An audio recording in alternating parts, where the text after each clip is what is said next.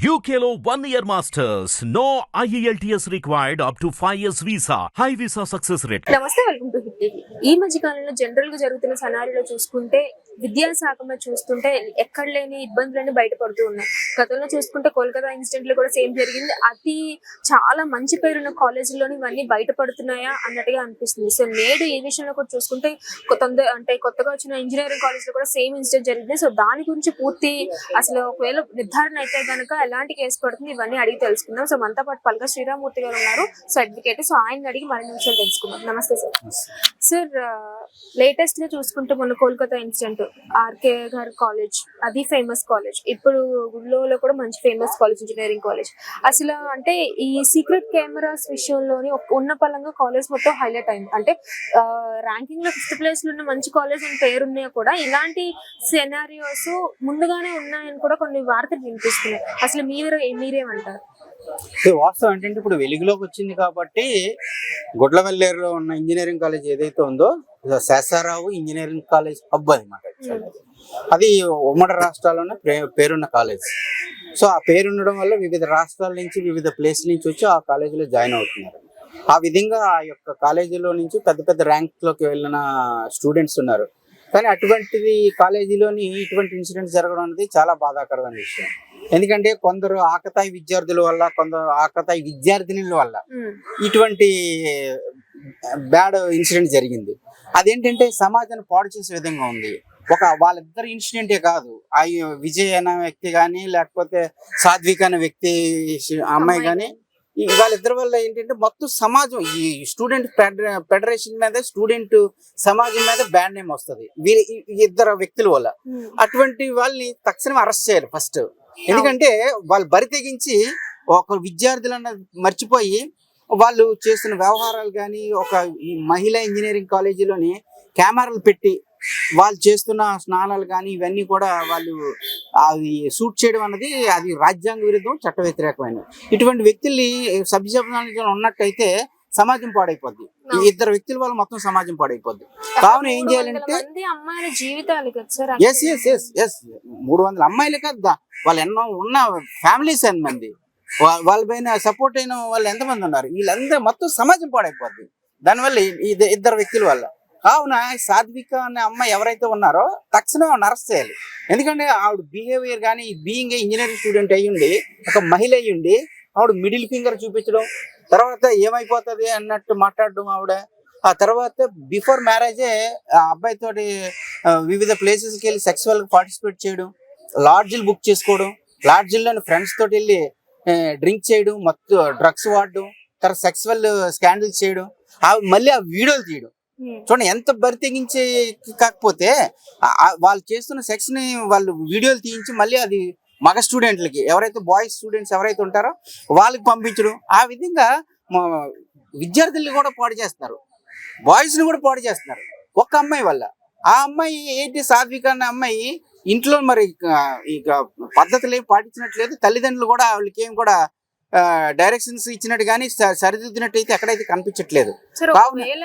అంటే ఈ కేసు గనుక అంటే ఇంతవరకు సాక్ష్యాలు ఏవి లేవు కాబట్టి, సో ఈ విషయంలో మాట్లాడుకుంటే ఒకవేళ నిర్ధారణ అయితే కనుక అమ్మాయికి గానీ అబ్బాయి గానీ ఎలాంటి శిక్షణ పడే అవకాశాలు ఉన్నాయంటారు? సాక్ష్యాలు దొరికాయండి. నిన్ననే ఒక వీడియో ఈడెన్ కెమెరా ఒకటి వెలుగులోకి వచ్చింది. మొన్నటి వరకు అయితే ఏ కెమెరాస్ లేవు, ఓన్లీ ఎలిగేషన్ కింద ఉంది. కానీ నిన్ననైతే ఒక కెమెరా దొరికింది, ఆ అమ్మాయి పెట్టింది అన్న ఇది వచ్చింది. దట్టు 300 మంది అమ్మాయిలు వచ్చి అర్ధరాత్రి వరకు కూడా వాళ్ళ యొక్క నిరసన తెలిపారంటే ఏదో అక్కడ వాళ్ళకి ఎవిడెన్స్ దొరికితేనే కదా వాళ్ళు చేస్తారు. ఎవిడెన్స్ దొరకకుంటే ఏ అమ్మాయి వెళ్ళి వాళ్ళు చదువును ఆపుకొని తర్వాత ఇలా పబ్లిక్ అవ్వటానికి ఎవరు ఇష్టపడరు కదా. అక్కడ దొరికింది కాబట్టి వాళ్ళ యొక్క వీడియోలు ఏమైనా వీళ్ళ దగ్గర ఉన్నాయేమో అని చెప్పి వాళ్ళు భయపడి నైట్ అంతా కూడా వాళ్ళు క్యాండిల్స్ పట్టుకొని వాళ్ళ నిరసన తెలిపారు. అది చాలా మంచిదే. ఎందుకంటే ఫ్యూచర్ అంతా కూడా బాగుండాలంటే ఇటువంటి వ్యతిరేకత వస్తేనే, అంటే అక్కడ తప్పు జరిగింది కాబట్టి వ్యతిరేకత వచ్చినట్టయితేనే, అవేర్నెస్ వచ్చినట్టయితేనే ఇటువంటి మళ్ళీ జరగకుండా అవకాశం ఉంటుంది. ఆ విధంగా కంట్రోల్ చేయడానికి గవర్నమెంట్ కూడా అవకాశం ఉంటుంది. ఇంతవరకు గవర్నమెంట్ కూడా ఎవిడెన్స్ లేదని చెప్పేసి అంటుంది. ఇప్పుడు ఎవిడెన్స్ దొరికింది. యాక్చువల్ గా మాట్లాడంటే మొన్న నారా లోకేష్ గారు కూడా ప్రెస్ మీట్ పెట్టి కెమెరాస్ ఏవి మీకు ఉన్నాయా మీరు చూపించండి అని చెప్పి మీడియా మీద కొంచెం అగ్రెస్ అవ్వడం కూడా. మరి ఆయన తప్పేనండి. మీడియా మీద ఎందుకంటే ఆయన అప్పుడు మీ దగ్గర ఎవిడెన్స్ ఏమైనా ఉంటే మాకు చూపించండి, చెప్పండి అని చెప్పాలి. కానీ మీ దగ్గర ఏమైనా ఉన్నాయా చూపించండి అంటే అది కరెక్ట్ కాదు. అది బీయింగ్ ఎడ్యుకేషన్ మినిస్టర్ ఆయన ఏంటి చెప్పాలంటే మీ దగ్గర ఏమైనా ఎవిడెన్స్ ఉన్నట్టయితే మాకు ఇవ్వండి, మేము దానిపైన యాక్షన్ తీసుకుంటాం అని చెప్పి చెప్పాలి ఎవరైనా కూడా, ఎడ్యుకేషన్ మినిస్టర్. సో అలా కాకుండా మీడియా పైన క్వశ్చన్ వేస్తుంటే మీడియా పైన తిరగబడడం అనేది కరెక్ట్ కాదు. అది సరే, ఇప్పుడు మరి మనకి సాక్ష్యాధారాలు దొరికాయి. ఆయన ముందు ఇన్వెస్టిగేషన్ చేయకుండానే, పూర్వపరాలు ఏమి పరిశీలించకుండానే అలాంటి మాటలు మాట్లాడిన తర్వాత ఇప్పుడు ఇన్వెస్టిగేషన్ చేసే సాక్ష్యాలు దొరికాయి, హిడెన్ కెమెరా ఒకటి దొరికింది. సో ఇప్పుడు యాజ్ ఎ ఎడ్యుకేషన్ మినిస్టర్ గా ఉన్న ఆయన కావచ్చు, స్టూడెంట్స్ కావచ్చు, ఈ సాత్విక విజయ విషయంలో కావచ్చు, అసలు ఎలాంటి ప్రభావాలు పడుతూ ఉంటాయి?